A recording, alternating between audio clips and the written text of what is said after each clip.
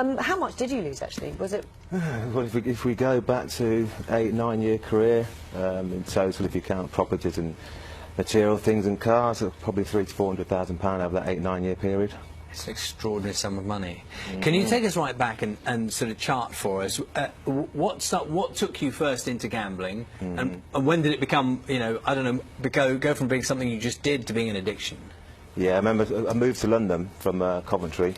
I was 18 years old, and obviously I wanted to be a footballer. I hadn't been released from Bristol City at 17, so that was my dream. I followed my dream, came to London, and it was like a little bit of a dabble, and unfortunately there was a little bookies, the old Mecca bookmakers, right next door to the actual football club, Dulwich Hamlet, and a few of the players had a little £5 bet on the old little coupon, and I just followed them. It was more of a fun bet, just a little bit of a dabble, just curiosity, I suppose.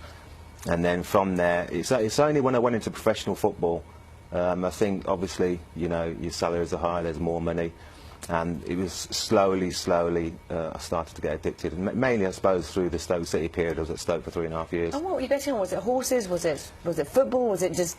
did it escalate? It started with just the football coupons, yeah. And then when I turned professional, it was everything. You know, the greyhounds, the horses, but mainly I think my main big losses came in the casinos. Yeah. The casinos is the one where I really suffered, to be honest with you. How much? What was the kind of figures we're talking about on a night, say, in a casino? What did you lose? Well, if we're going back to in the 90s, so I could easily lose £1 a night. I could lose £2 a night, because then, if you look 23, 24 years on, you know, and you're on close to £1 a week, then it's probably equivalent to 50, 60 grand a week now. You know, and we've heard quite a lot about, you know, sports stars with gambling, particularly footballers, in the past. Do you think the situation now is any better? Do you think it's still rife within the game? It's definitely rife within the game.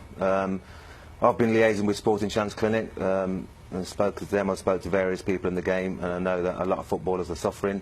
The hardest thing about gambling addiction, I suppose, like any addiction, but is the denial, because a lot of players are suffering, you know, quietly. They don't want to come out. You know, there's embarrassment, there's your pride.